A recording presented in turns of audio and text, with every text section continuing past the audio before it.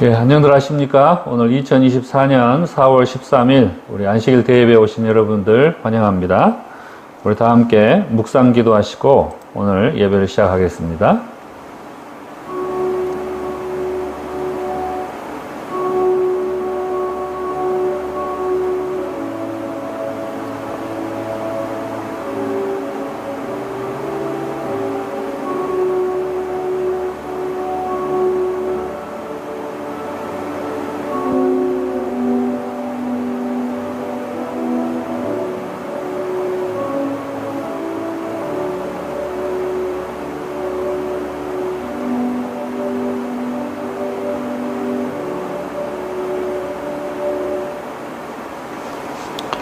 예, 우리 다 함께 일어나셔서 송령 찬미 2장 찬미하겠습니다.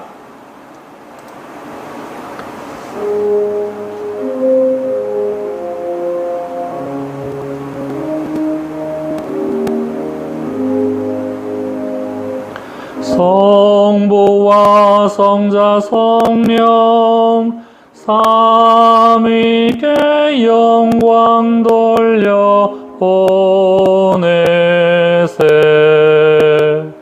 태초부터 이제까지 또 영세 무공토록 성삼위께 아멘 아멘. 네, 기도하겠습니다.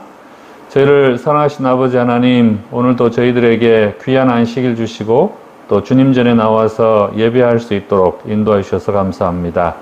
이 시간 성삼위께서 우리의 예배를 받으시고 예배하신 안식의 축복을 저에게 더하여 주시옵기를 예수님의 이름으로 기도합니다. 아멘. 예, 우리 함께 시작하는 찬미 56장 오 주여 비오니 찬미하겠습니다.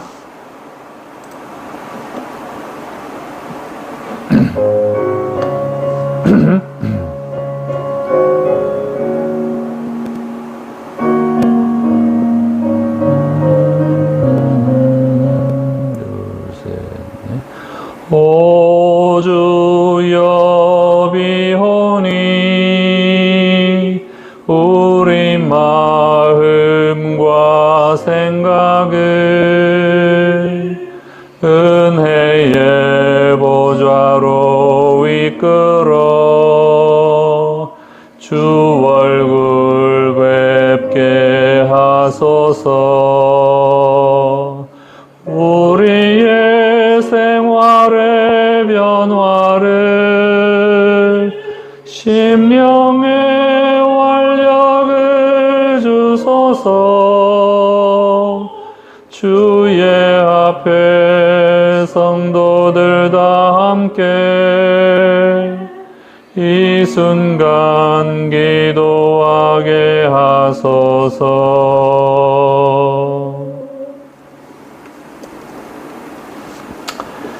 예, 이 시간 우리 함께 말씀 나누는 시간입니다. 오늘은 고린도후서 10장에 있는 말씀을 중심으로 생각의 틀을 깨라 라고 하는 주제로 함께 말씀을 나누겠습니다. 고린도 교회에 고린도 전서가 쓰여지고 또 그 뒤로도 두 차례나 또 세 차례에 걸쳐서 사도 바울이 계속해서 그 교회에 있는 여러 가지 문제들을 위해서 편지를 써서 그 문제들을 해결할 수 있도록 권면을 했습니다. 다행히 고린도 후서, 우리가 지금 현재 연구하고 있는 이 편지서를 통해서 볼 때 불과 수주 또는 수개월 안에 그 편지서들을 읽었던 고린도 교인들이 그들이 겪고 있었던 그 교회 내의 많은 문제들을 다 해결을 했습니다. 그리고 아주 기쁜 마음으로 디도를 통해서 사도 바울에게도 그 문제들이 잘 해결되었음이 보고되었고, 사도 바울도 참 기쁜 마음으로 고린도후서 우리 읽었던 전편에서 상당히 그 부분에 대하여 축하하고 또 기뻐하고 그런 순종했던 그 교인들에게 칭찬을 많이 했죠.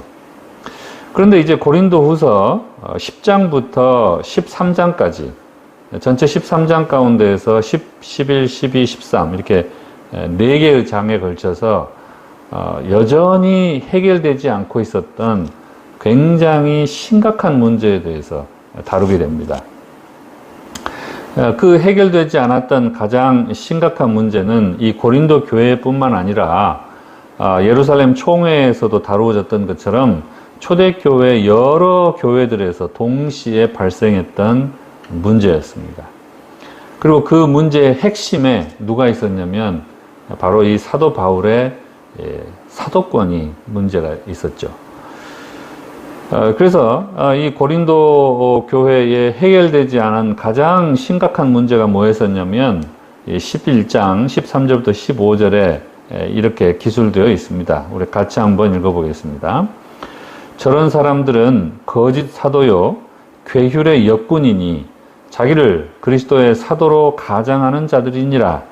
이것이 이상한 일이 아니라 사단도 자기를 광명의 천사로 가장하나니 그러므로 사탄의 일꾼들도 자기를 의의 일꾼으로 가장하는 것이 또한 큰 일이 아니라 저희의 결국은 그 행위대로 되리라.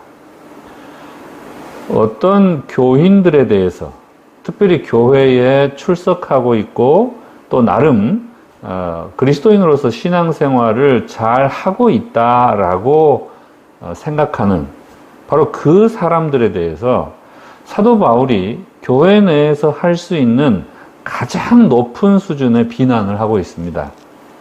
바로 그 사람들이 거짓 사도일 뿐만 아니라 괴휼의 역군이고 그리스도의 사도로서 가장하는 그런 자들로서 사탄의 일꾼들이다 라고까지 했습니다.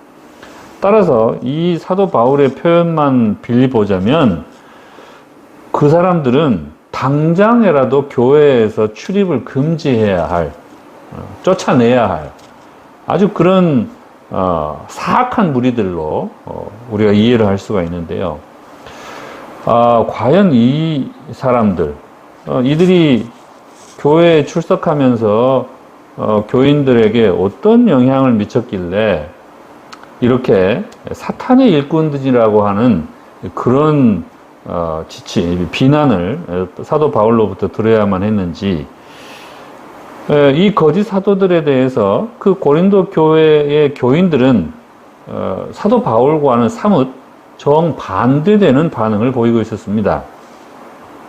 여기 11장 4절 또 19절 20절에 보면 만일 누가 가서 우리가 전파하지 아니한 다른 예수를 전파하거나 혹은 너희가 받지 아니한 다른 영을 받게 하거나 혹은 너희가 받지 아니한 다른 복음을 받게 할 때에는 너희가 잘 용납하는구나.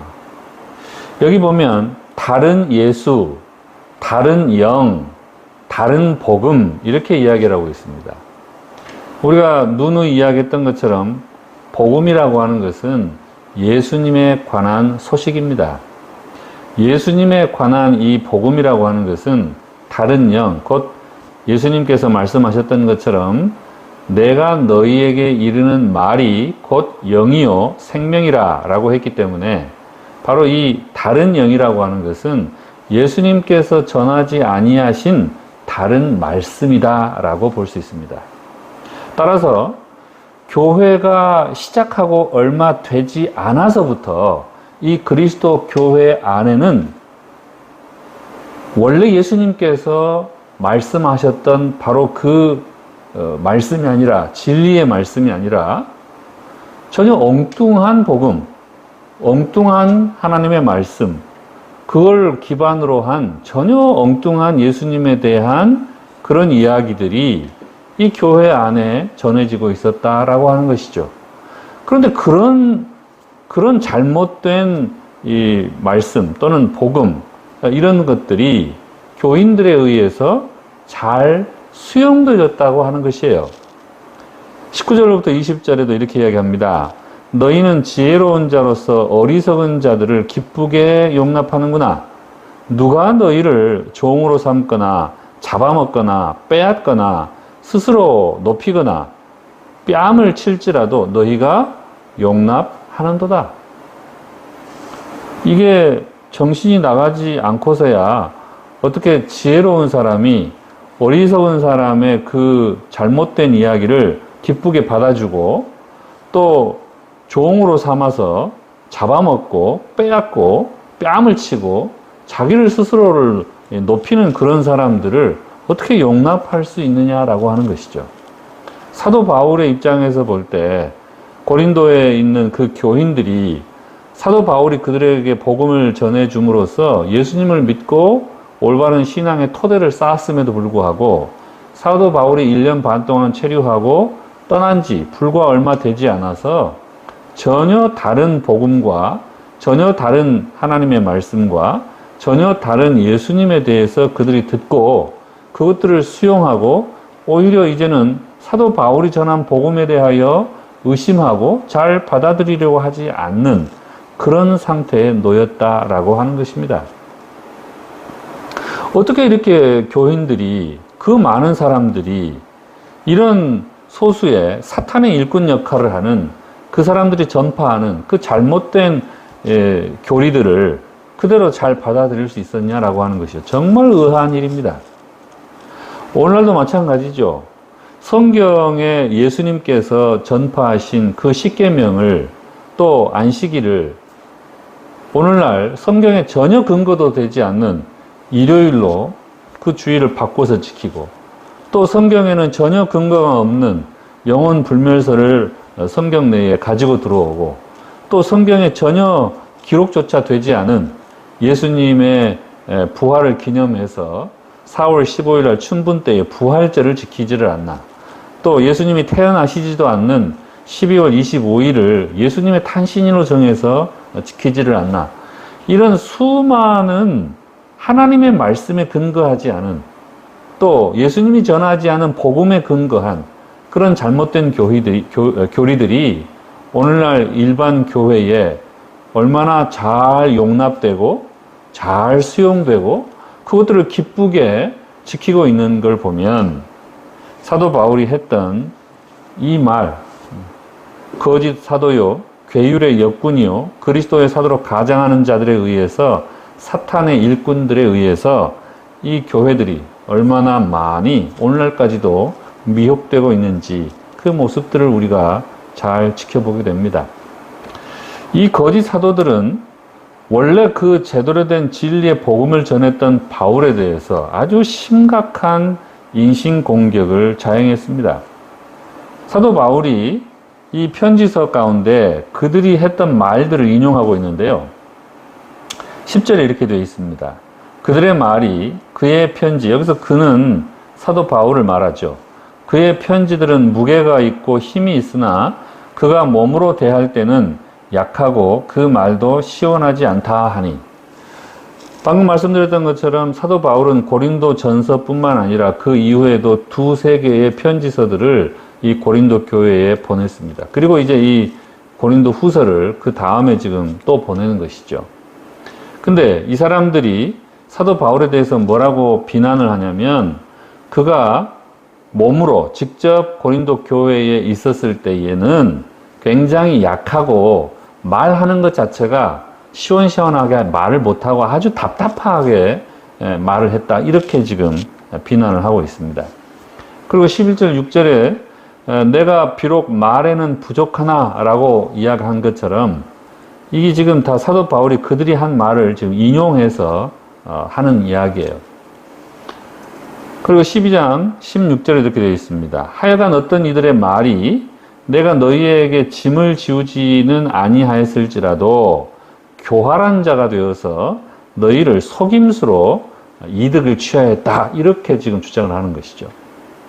사도 바울이 그들을 사랑으로 대해서 자기가 손수, 천막을 깁는 일을 통해서 복음 재정을 마련하고 그 재정을 아낌없이 그들을 위해서 투자하고 1년 반 동안 그들과 함께 우거하면서 단 한 가지도 그들에게 짐을 지우지 않고 자력으로 그 모든 예배와 또 봉사와 이런 것들을 다 행하였음에도 불구하고 이 거짓 사도들이 사도 바울에 대해서 뭐라고 비난을 하냐면 아주 교활하게 너희를 속임수로 자기의 이득을 취해갔다. 이렇게 표현을 하는 것입니다.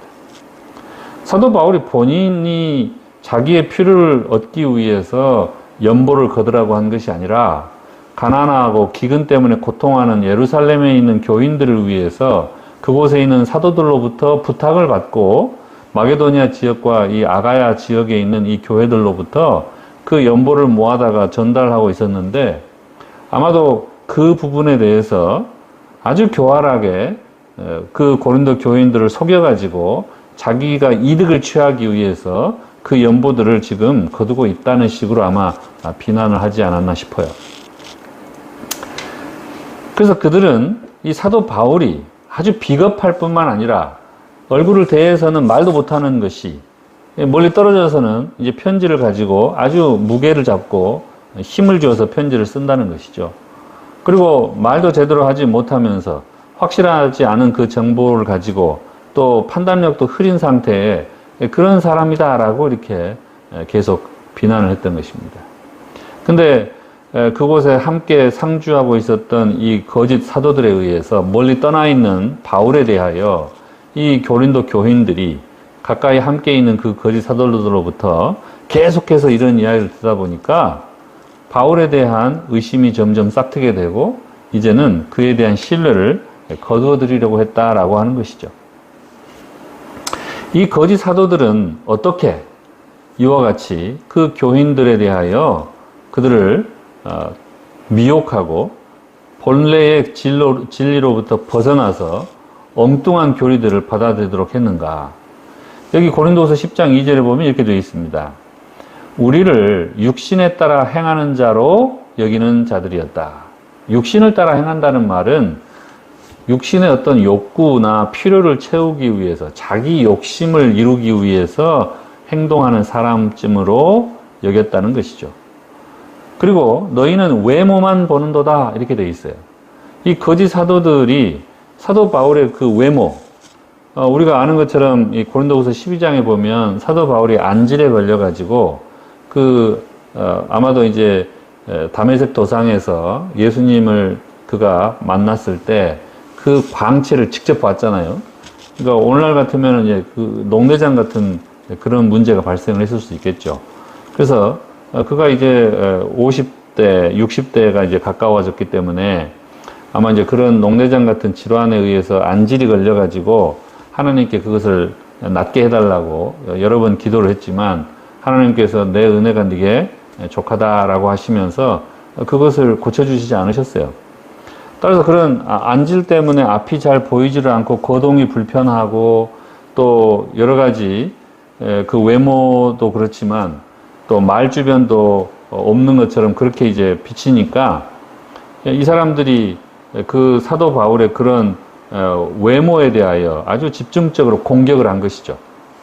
그리고 12절로부터 13절에 보면 우리는 자기를 칭찬하는 어떤 자와 더불어 감히 짝하며 비교할 수 없노라.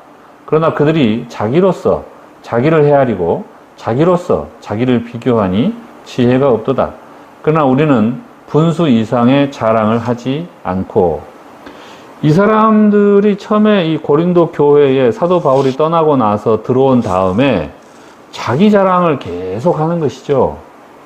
이 사람들이 대체 어떤 식으로 자기 자랑을 했는가?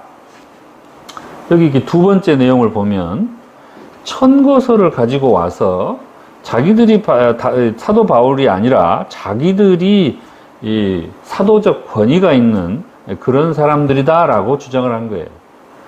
그래서 사도 바울이 고린도서 3장 1절에 이렇게 이야기했죠. 우리가 다시 자천하기를 시작하겠느냐? 우리가 어찌 어떤 사람처럼 천거설을 너희에게 붙이거나 혹 너희에게 맞거나 할 필요가 있느냐? 사도 바울은 예루살렘 총회로부터 그 나머지 사도들로부터 실제 사도로 권위를 부여를 받고 그 사도들의 무리를 대표해서 안디옥 교회나 또 여러 지역 교회에 예루살렘 총회의 결정을 전하고 또 그것들을 교인들에게 가르치도록 위임을 받았어요. 그리고 하나님으로부터 직접 꿈을 통해서 하나님께서 그에게 계시를 보여주시면서 마게도냐와 또 이 아가야 지역에 가서 그 사람들에게 복음을 전하라고 하는 직접적인 계시를 받았습니다.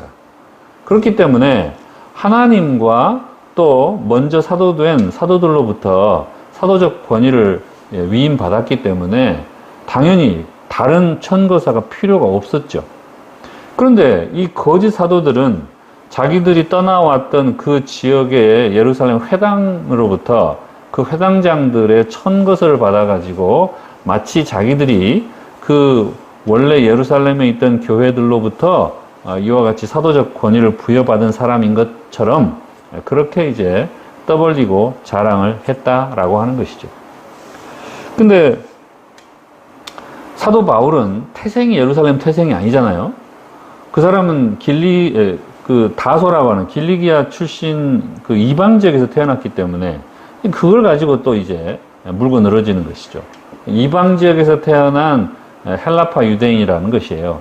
따라서 자기네 같이 정통 유대인으로서 예루살렘에서 출생해서 예루살렘에서 제대로 된 유대교 교육을 받지 않았다. 이런 식으로 사도 바울을 이제 비난하게 되는 것이죠. 그래서 자신들이 가지고 있는 그 외적인 것들을 계속해서 자랑을 합니다. 고린도후서 5장 12절에도 이렇게 이야기하죠. 우리가 다시 너희에게 자천하는 것이 아니요 오직 우리를 인하여 자랑할 기회를 너희에게 주어 마음으로 하지 않고 외모로 자랑하는 자들을 대하게 하려 하는 것이라.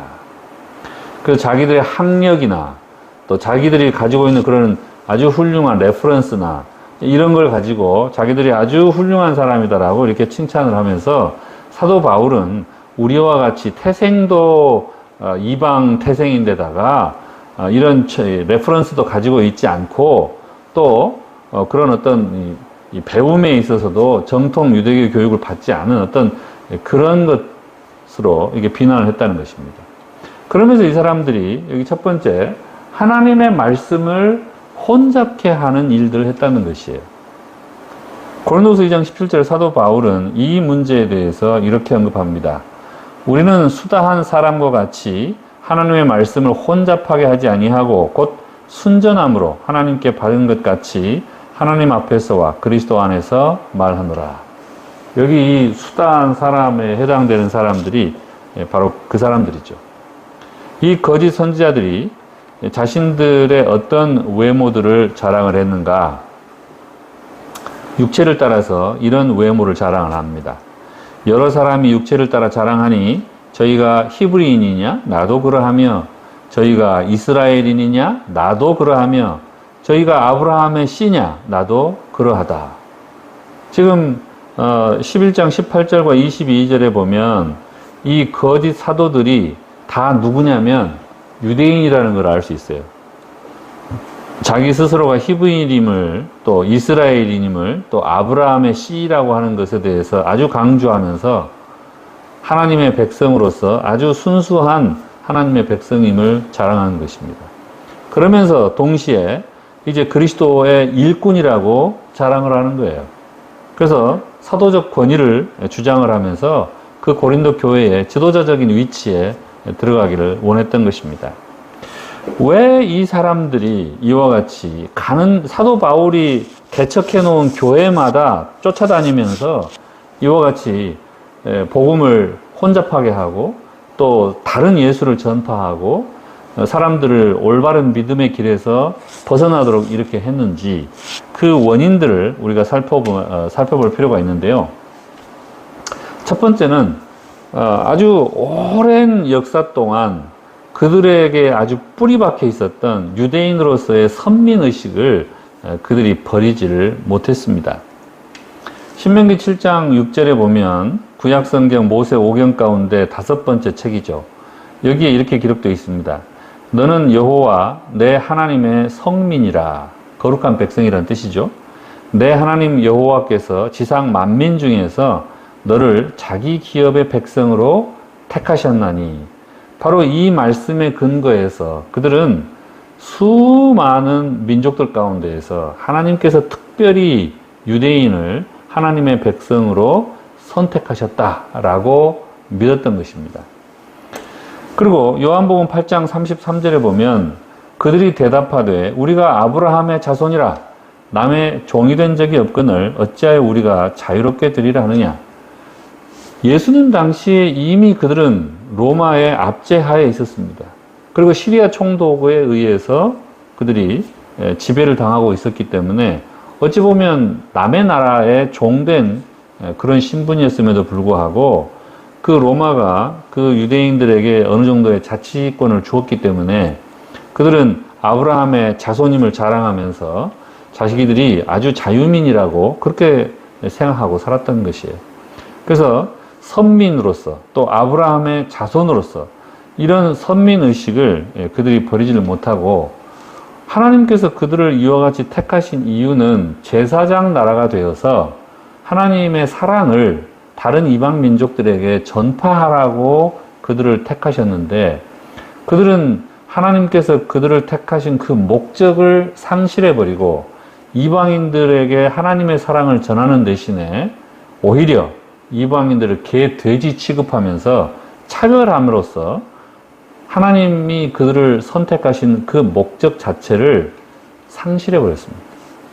그래서 결국은 하나님으로부터 버림받은 그런 처지에 놓이게 됐죠. 그래서 AD 70년에 그들은 예루살렘 성이 로마의 타이터스 장군에 의해서 함락되면서 완전히 성전까지 다 무너뜨려지고 오늘날도 예루살렘 한가운데에 거기에는 모스크가 세워져 있습니다. 이슬람 사원인 모스크가 세워져 있어요. 그때 이미 그들은 하나님으로부터 선민으로서의 지위를 박탈당했던 것이죠. 그럼에도 불구하고 그들은 그 유대인으로서의 선민의식을 버리지를 못하고 초기 그리스도교 내에서도 지도자가 되어서 영향력을 행사하고자 노력을 했습니다. 사도행전 15장 1절과 5절에 보면 우리가 아는 것처럼 사도행전 15장은 예루살렘 총회에 대한 기록이죠. 예루살렘에서 왜 총회가 일어날 수밖에 없었냐면 바로 이 사람들 때문에 그랬어요. 자, 1절과 5절 한번 읽어보겠습니다. 어떤 사람들이 유대로부터 내려와서 형제들을 가르치되 너희가 모세의 법대로 할례를 받지 아니하면 능히 구원을 받지 못하리라 하니 바리새파 중에 어떤 믿는 사람들이 일어나 말하되 이방인에게 할례를 행하고 모세의 율법을 지키라 명하는 것이 마땅하다 하니라. 이 사람들이 교회 안에 들어와 가지고 이제 그리스도인이 되었는데 그리스도인이라고 하면서 예수님이 전하신 복음과는 반대되는 이야기를 하는 것이죠. 그 두 가지가 뭐냐면 첫 번째는 할례를 받아야 구원을 받는다 이렇게 이야기를 하는 거예요. 예수님은 예수님을 믿음으로 구원을 받는다 이렇게 말씀을 하셨는데 바로 이 사람들은 예수님만 믿어가지고는 부족하다. 너희가 우리와 같이 할례도 받아야 구원을 받을 수 있다. 이렇게 주장을 한 것이죠. 두 번째는 그 할례와 더불어서 모세의 율법, 모세 오경에 기록되어 있던 모든 율법을 지켜야 그리스도인으로서 본분을 다하는 것이다. 이렇게 이제 주장을 한 것이었는데 이 모세의 율법에 보면 예수님께서 십자가를 통해서 그 실체가 오셨기 때문에 폐기되었던 의문의 율법이 있어요. 그게 뭐냐면 제사법이죠. 양을 잡아서 드려야 되는 제사법이 있고 그 다음에 각종 절기에 관한 법들이 있습니다. 제7일 안식일과는 별도로 각종 절기 안식일들이 있었어요. 그리고 정결 예식이 있습니다. 이런 모든 것들, 그 다음에 이스라엘 사람들의 그 사회적인 규범을 위해서 만들어 놓은 각종 형사법과 민법들이 있었죠. 그게 모세가 당시에 만들었던 법이기 때문에 BC 15세기에 만들어졌던 법인데 그 법을 그대로 이 AD 이 시대, 그러니까 1500년 이후에도 그대로 지켜야 된다라고 주장을 한 거예요. 자, 이런 사람들이 오늘날까지도 지금 21세기에도 남아 있어서 이스라엘 자체에도 엄청난 사회적인 문제가 되고 있습니다. 소위 그 사람들을 하레디라고 부르고요. 이런 사람들이 주장하는 주장을 하레디즘이라고 부릅니다. 이 사람들이 1960년대에 이스라엘이 독립국가로서 유엔의 승인을 받아가지고 처음에 태동을 할 때에는 불과 한 400명에서 500명 내외밖에 안 됐어요.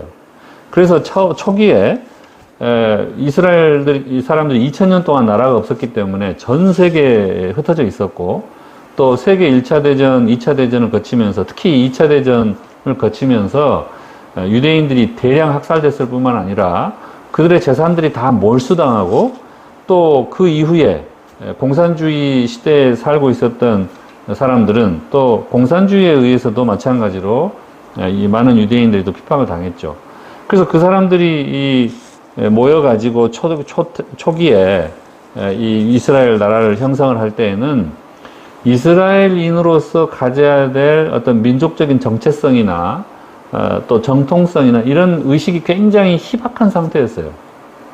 언어도 그렇고 그런 어떤 민족성도 그렇고 굉장히 희박한 상태에서 정통, 그러니까 극단적인 정통 유대주의자들이죠.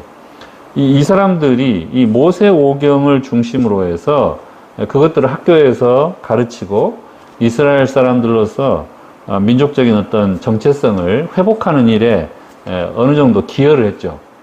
그래서 초기 이 정부가 세워지면서 이 하레디에 해당되는 정통, 초정통 유대주의자들에 대해서 여러 가지 혜택을 부여했습니다.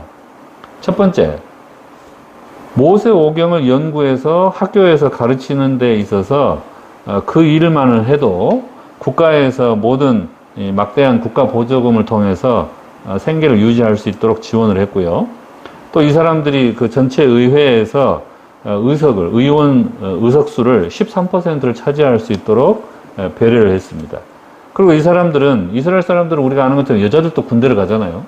근데 이 사람들은 그 병역도 면제를 해줬어요. 근데 이제 이 사람들이 그와 같이 혜택을 받다 보니까 굉장히 많은 이스라엘 사람들이 우리가 일을 안 해도 나라에서 저렇게 돈도 많이 주고 또 병역도 면제해주고 뭐 여러 가지 사회적으로 의회의 권력도 장악할 수 있게 해주니까 우리도 하레디가 되면 좋겠다, 이렇게 해가지고 하레디가 되고자 하는 사람들이 많아지다 보니까 현재는 이스라엘 전체 국민의 8.5%가 이 하레디가 됐고, 이제는 이 사람들을 나머지 일반 세속적인 이스라엘 사람들이 먹여 살리려다 보니까 사회적인 이슈가 되기도 하고, 이 사람들이 그 모세오경, BC 15세에 기록된 그 모세오경에 있는 그 말씀을 그대로 실천하려다 보니까 성경이 금지하는 화장이 이루어지면 안 된다 해서 화장 시설들을 방화를 한다거나, 또 돼지고기를 판매하는 그런 업체가 있으면 거기다가 이렇게 화염병을 던져가지고 방화를 한다거나, 아주 수시로 사회적으로 폭력적인 그런 극단적인 활동들을 하기 때문에 사회적으로 굉장히 지금 현재 이슈가 되고 있다고 합니다. 근데 이 사람들이 왜 그와 같이 사회에 적응하지 못하고 그런 문제들을 일으키게 되고, 또 초기 우리 교회 안에서도 그런 문제들을 계속 일으키게 되고, 오늘날 이와 같이 전혀 성경에 있지도 않은 여러 비성경적인 교리들이 교회 안에 들어오는 데 있어서 그 길을 열어주게 되었는가? 그 가장 중요한 원인은 그들의 고정관념, 그 생각의 틀에서 벗어나지 못하다라고 하는 거예요. 그 모세오경에 이렇게 탁 갇혀 있어가지고 새로운 시대를 읽거나 또 연구하거나 또 적응하려고 하는 그런 노력들을 전혀 하지 않았다는 것입니다. 예수님께서 오셔서 구약 성경에 대하여 그들이 잘못 이해하고 있는 잘못 해석하고 있는 그 부분들에 대해서 여러 번 올바르게 해석할 수 있도록 그들에게 복음을 전했음에도 불구하고 거기에서 벗어나지를 못했다고 하는 거예요. 어떤 사람이 2007년에 이베이에 아주 오래된 이런 맥주병을 하나 경매에 올렸습니다. 이 맥주가 아직 따지 않은 상태로 있었기 때문에 그냥 뭐 맥주 한 병에 30불 정도 이렇게 경매를 한 거예요. 근데 이 사람은 이 병이 맥주가 들어있긴 한데 너무 오래돼 가지고 뭐 이 오래된 맥주를 뭐 얼마 주고 누가 사겠어 이런 생각으로 이렇게 30불에 경매를 내놨습니다. 근데 실제로 그 경매에서 30불에 사간 사람이 며칠 지나지 않아 가지고 다시 경매를 붙였는데요. 얼마에 붙였냐면 저 금액 보이시죠? 50만 3,300불. 50만 3,300불에 낙찰이 됐어요. 그러니까 우리나라 돈으로 한 7억 정도 된다고 봐야겠죠. 이 사람은 30불에 내놨는데 그걸 사간 사람이 이 맥주병이 1852년에 만들어진 이 대서양 유명한 에일 맥주라고 하는 것을 알고 그 맥주 애호가들과 또 역사가들이 이게 굉장히 희귀한 진품이라고 하는 것을 알기 때문에 이 경매를 붙였는데 50만 3,300불에 낙찰이 됐다는 것이죠. 자기 생각에 갇혀가지고 그 맥주의 진짜 가치를 모르는 거예요. 그래서 그냥 헐값에 넘겨버린 것이죠. 예수님께서 우리에게 깨닫게 해주신 그 복음의 진리의 가치를 우리가 매 안식일 날 예배하면서 이렇게 듣는데 그 가치를 모르고 그냥 흘려들어 버리고 졸면서 듣고 그냥 여기 앉아 있다가 그냥 가면은 또 나하고는 아무 상관도 없는 그런 말씀쯤으로 여기고 지나가 버리고 그렇게 한다고 하는 것이 뭐예요? 그렇게 하는 원인이 뭐예요? 내가 가지고 있는 그 고정관념을 내가 버리려고 하지 않기 때문에 그렇다 그 말이에요. 바울은 이런 사람들에 대해서 어떻게 대우했냐면 여기 우리가 읽고 있는 고린도후서 10장 1절 부분에 이렇게 이야기합니다. 너희를 대면하면 유순하고 떠나 있으면 너희에 대하여 담대한 나 바울은, 이게 지금 자기가 한 말이 아니고 자기를 비난했던 그 사람들이 한 말을 그대로 지금 인용한 말이죠. 고린도 교인들이 바울을 지금 그런 식으로 이해하고 있다 그 말이에요. 그럼에도 불구하고 바울은 이렇게 씁니다. 이제 그리스도의 온유와 관용으로 친히 너희를 권하고, 누군가 나를 이렇게 비겁하고 소심하고 뭐 그런 사람쯤으로 그리고 이렇게 교활하게 자기의 이득을 위해서 속여먹는 사람쯤으로 이해하고 그렇게 비난하는 사람들한테 편지를 쓰면서 그리스도의 온유와 관용으로 친히 너희를 권면하고 싶다 이렇게 쓰기는 참 쉽지 않겠죠. 그러나 바울은 그를 그렇게 비난하고 의심했던 사람들에 대해서 끝까지 그리스도의 온유와 관용으로서 그들을 친히 권면하고 싶다라고 편지를 썼습니다. 또한 우리를 육신에 따라 행하는 자로 여기는 자들에 대하여 내가 담대히 대하는 것 같이 너희와 함께 있을 때에 나로 하여금 이 담대한 태도로 대하지 않게 하기를 구하노라. 그러니까 쉽게 말하면 그렇게 사도 바울을 자기들에게 처음 복음을 전해주었던 그 사도에 대하여 고마움 대신에 의심과 비난을 수용한 그 교인들에 대해서 굉장히 뭐라 그럴까요? 강력한 대응을 할 수도 있음에도 불구하고 사도 바울은 내가 너희들에게 그렇게 강력하게 대응하게 되지 않기를 원한다라고 이렇게 쓰고 있습니다. 그러면서 뭐라고 이야기하냐면 우리가 육신으로 행하지만 육신에 따라서 싸우지는 않는다 이렇게 이야기하고 있어요. 왜 우리가 그리스도의 온유와 관용으로서 너희를 대하는가? 그때 당시 사람들의 고정관념은 이에는 이, 눈에는 눈 이거였어요. 그게 구약성경에도 그렇게 돼 있다고 생각하니까. 근데 예수님이 이야기했잖아요. 너희가 옛사람에게 들은 바 눈에는 눈, 이에는 이라고 들었지만, 그래서 원수는 미워하고 이웃은 사랑하라고 들었지만 나는 너에게 이르노니 원수를 사랑하고 너를 핍박하는 자를 위해서 기도하라라고 말씀하셨잖아요. 그 생각의 틀을 깨고 그리스도인의 삶을 제대로 실천하고 있는 그 모본을 바울은 자기 자신이 직접 삶을 통해서 보여준 거예요. 거짓 그리스도인들은 또 거짓 사도들은 고린도 교인들에게 사탄이 쓰는 그 미혹을 그대로 씁니다. 고소하고 참소하고 힐난하고 비난하는, 그리고 자기 자랑하는. 예수님의 말씀을 잘 이해하고 받아들였던 사람이라면 누가 참 사도고 누가 거짓 사도인지 금방 알 수 있었겠죠. 오늘 여러분들이 말씀을 들을 때에 제가 전하는 말씀이 신약 성경에 있는 말씀, 또 구약 성경에 있는 말씀과 조화를 가지고 있는 말씀인지 아닌지 여러분들이 말씀을 스스로 읽어보면 금방 알 수 있을 거예요.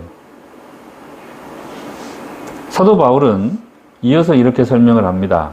우리의 싸우는 무기는 육신에 속한 것이 아니요 오직 어떤 견고한 진도 무너뜨리는 하나님의 능력이라. 모든 이론을 무너뜨리며 하나님 아는 것을 대적하여 높아진 것을 다 무너뜨리고 모든 생각을 사로잡아 그리스도에게 복종하게 하니 너희의 복종이 온전하게 될 때에 모든 복종하지 않는 것을 벌하려고 준비하는 중에 있노라. 이렇게 얘기합니다. 여기서 두 가지를 밝히죠. 첫 번째, 우리가 교회 안에서 서로 의견이 다르고 갈등하고 할 때에 우리가 싸우는 무기는 육신에 속한 것이 아니라고 하는 거예요. 그건 뭐냐? 하나님의 능력이라고 하는 것입니다. 이 하나님의 능력은 어떤 이론도 무너뜨리고 또 하나님 아는 것을 대적해서 하나님 그거 알아서 뭐해? 하나님 말씀이 뭐가 중요해? 그동안 내가 배웠던 거, 그동안 내가 익숙해 있던 문화, 그런 내 생각, 내 사고가 중요하지 라고 생각한다면 그런 것들마저도 이 하나님의 능력이 다 무너뜨릴 수 있다고 하는 것이죠. 그리고 최종적으로 이 하나님의 능력을 통해서 결론은 뭔가? 모든 생각을 그리스도에게로 복종하게 하는 거예요. 여러분들이 오늘 이 예배에 와서 하나님의 말씀을 들을 때에 자기 자신을 한번 돌아보시기 바랍니다. 그동안 내가 들었던 하나님의 말씀에 대해서 내가 얼마나 잘 순종하고 복종하고 살아왔는가. 사도 바울은 이렇게 얘기하죠. 너희의 복종이 온전하게 될 때 복종하지 않은 것을 벌하려고 준비하는 중에 있다라고 표현을 합니다. 결국 우리가 이 예배 시간에 들었던 하나님의 말씀에 대해서 온전히 순종하지 아니하게 될 때 그 결과를 우리 스스로가 받게 될 것이다 라고 하는 경고의 말씀이 함께 들어있어요. 따라서 가장 중요한 것, 우리의 생각의 틀을 깨고 우리의 원래 가지고 있던 고정관념과는 정반대될 수도 있지만 그러나 그것이 하나님의 말씀이면 그 하나님의 말씀에 우리가 우리의 생각을 복종할 수 있도록 해야 한다라고 하는 거예요. 모든 생각을 사로잡아서 그리스도에게 복종하게 하는 것이 그것이 우리의 싸움에 있어서 우리의 영적인 싸움에 있어서 최종 목적이다 그 말입니다. 바울이 말한 그 무기가 되는 하나님의 능력이란 무엇인가? 여기 고린도전서 2장에 이미 그가 이렇게 설명을 합니다.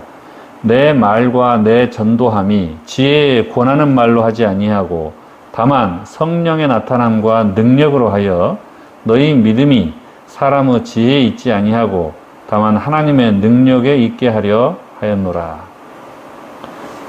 그 하나님의 능력이라고 하는 것은 성령의 능력이다라고 이야기를 합니다. 우리가 여러 번 말씀을 통해서 확인했던 것처럼 이 땅에서 이루어지고 있는 일, 이면에 하늘에서 이루어지고 있는 일이 있다고 하는 거예요. 예수님께서 직접 침례를 받고 물에서 올라오실 때에 하늘이 열리고 하늘에서 음성이 들렸다 그랬잖아요. 이는 내 사랑하는 아들이요 내 기뻐하는 자라고. 근데 실제로 우리는 침례를 받을 때 그런 하늘이 열리는 것도 보지를 못했고 성령이 비둘기처럼 임하는 것도 보지를 못했고 하늘에서 들리는 그 음성, 이는 내 사랑하는 아들이요 내 기뻐하는 자라고 하는 그 말도 듣지를 못했어요. 우리는 영적으로 눈이 멀고 귀가 멀었기 때문에 직접 그 하늘이 열리고 그 성령이 임하심과 또 하늘에서 우리에게 들려주시는 그 음성을 듣지를 못하기 때문에 예수님께서 직접 우리 대신 침례를 받으심으로써 우리가 침례를 받을 때에 하늘에서는 그런 일들이 일어난다라고 하는 것을 알려주신 거예요. 근데 여전히 우리는 고정관념에 사로잡혀가지고 내 눈에 보이질 않고 내 귀에 들리지 않으면 그런 세계는 없다 이렇게 생각한다 그 말이죠. 그러나 실상은 그렇지 않다는 거예요. 성령의 나타남과 능력에 있어서 그것을 내가 받아들이게 될 때 그것이 우리의 믿음의 기초가 된다 그 말입니다. 에베소 6장에 보면 어떻게 그런 성령의 나타남과 또 능력이 우리에게 임할 수 있는 통로가 있는가? 우리의 씨름은 혈과 육에 대한 것이 아니요 정사와 권세와 이 어두움의 세상 주관자들과 하늘에 있는 악의 영들에게 대함이라. 우리가 눈이 멀고 귀가 멀어서 이 땅에서 일어나고 있는 일 이면에 벌어지고 있는 그 하늘에서 이루어지는 그 일들, 하늘에 있는 이 악한 영들이 우리의 생각 속에 자꾸 우리의 고정관념에 따라서 성경 말씀을 부인하게 하고 믿지 못하게 하고 순종하지 못하게 할 때에 그때 우리가 써야 할 무기, 그게 뭐냐면 성령의 검, 곧 하나님의 말씀을 가지라 이렇게 돼 있잖아요. 하나님의 말씀을 가지라 이 말은 내 것으로 삼아라 그 말이에요. 하나님의 말씀을 내 삶에 적용해라 그 말입니다. 하나님께서 하신 말씀을 내가 직접 한번 해보는 거예요. 물과 성령으로 거듭나지 아니하면 하나님 나라에 들어가지 못하리라고 했으니까 예수님께서 너희는 가서 모든 민족으로 제자를 삼아가지고 침례를 주고 내가 너희한테 분부한 것들을 가르쳐서 지키게 하라고 했으니까 내가 그렇게 하나님이 거듭나라고 했으면 침례의 실증을 거듭나 보는 거죠. 그리고 내가 침례를 받을 때 하늘에서 내 눈에는 보이지 않지만 성령이 나에게 임하고 내 귀에는 들리지 않지만 하나님 아버지가 나에게 이는 내 사랑하는 아들이고 내 기뻐하는 자라고 하는 그 음성으로서 내가 하나님 자녀됨을 확증하고 계심을 내가 마음으로 믿을 수 있으려면 뭐를 가져야 된다고요? 성령의 검인 하나님의 말씀을 내가 가지고 있어야 된다 그 말이에요. 히브리서 4장 12절에 이 하나님의 말씀을 내가 내 삶에 적용하고 살게 되면 어떤 일이 벌어지는가? 하나님의 말씀은 살아있고 운동력이 있어서 좌우의 날선 어떤 검보다도 예리하여 혼과 영과 및 관절과 골수를 찔러 쪼개기까지 하며 또 마음의 생각과 뜻을 감찰하나니라고 되어 있습니다. 이 하나님의 말씀을 내 삶에 적용해보고 그 어떤 변화가 일어나는지를 내가 직접 경험할 수 있다는 거예요. 어떻게 해요? 내 마음과 내 관절과 골수는 실제 내 육신입니다. 몸입니다. 내 마음과 내 몸이 찔러 쪼개져 가지고 그 잘못된 것들이 올바르게 회복이 되고 치유가 되고 고쳐지는 것이죠. 그래서 내 마음의 생각과 그 뜻이 다 이것이 이렇게 잘못됐고 이것이 이렇게 잘 됐구나 다 확인이 될 수 있다고 하는 거예요. 뭘 통해서? 성령의 검인 하나님의 말씀을 통해서. 따라서 바울은 본인이 직접 예수님으로부터 계시를 받은 대로 그 삶에 그 말씀을 그대로 적용하고 사는 모습을 보여줌으로써 누가 참 사도이고 누가 거짓 사도인지를 그들이 직접 확인할 수 있도록 해 주었습니다. 오늘 우리도 마찬가지예요. 내가 내 마음에 나는 하나님을 믿으니까 그리스도인이다 이렇게 생각할 수 있겠지만, 그러나 더 중요한 것은 내가 정말로 하나님의 말씀에 내 생각을 복종을 시키고 있는가, 순종하고 있는가, 그걸 잘 따져봐야 돼요. 결국 우리의 영적인 싸움의 목적은 나의 모든 생각을 그리스도에게 복종하는 데 있다라고 하는 것입니다. 오늘 여러분들이 이 예배를 통해서 다시 한번 내 마음속에 하나님께서 말씀을 통해서 나에게 명하신 것은 다 나의 행복을 위해서 명하신 것이니까, 내가 그런 하나님의 사랑을 믿고 하나님의 말씀을 내 생애에 그대로 한번 적용해 봐야 되겠다라고 결심하는 여러분과 제가 되기를 바라고 말씀을 마치겠습니다. 우리 다 함께 일어나셔서 337장 나 이제 주님의 새 생명 얻은 몸, 우리 함께 찬미하겠습니다.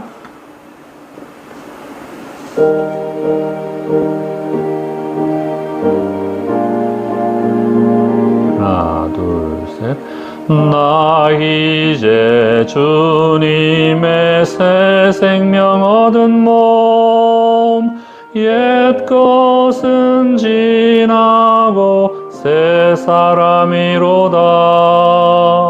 그 생명 내 맘에 강같이 흐르고, 그 사랑 내게서 해같이 빛난다. 영생을 맛보며 주 안에 살리라. 오늘도 내일도 주 함께 살리라.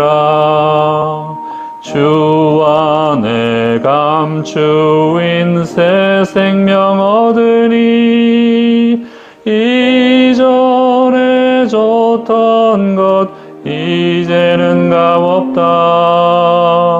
하늘의 은혜와 평화를 맛보니, 찬송과 기도로 주 함께 살리라. 영생을 맛보며 주 안에 살리라. 오늘도 내일도 주 함께 살리라. 산천도 조목도 새 것이 되었고, 죄인도 원수도 친구로 변한다. 새 생명 얻은 자 영생을 맛보니, 주님을 모신 맘 새 하늘이로다. 영생을 맛보며 주 안에 살리라. 오늘도 내일도 주 함께 살리라. 주 따라가는 길 험하고 멀어도 찬송을 부르며 주 따라가리라. 나 주를 모시고 영원히 살리라. 날마다 섬기며 주 함께 살리라. 영생을 맛보며 주 안에 살리라. 오늘도 내일도 주 함께 살리라. 네, 축도하겠습니다. 저희를 사랑하신 아버지 하나님, 오늘 주께서 사도 바울을 통해서 우리의 생각의 틀을 깨지 못하고 자신의 사고에 갇혀서 하나님의 진리의 말씀을 제대로 순종하고 또 이해하고 살지 못하는 저희들에게 다시 한번 우리의 생각의 틀을 깨고 하나님의 말씀에 순종함으로 우리의 행복을 위해서 마련하신 그 믿음의 길에 들어설 수 있도록 용기를 주시고 또 격려해 주셔서 감사합니다. 이 시간 우리의 마음속에 성령의 음성을 순종하고 또 하나님의 말씀에 또 순종할 수 있는 믿음을 허락하여 주시옵시기를 예수님의 이름으로 기도합니다. 아멘. 네, 이상으로 오늘 안식일 대예배를 마치겠습니다. 우리 평안한 안식 오후 되시기 바랍니다. 감사합니다.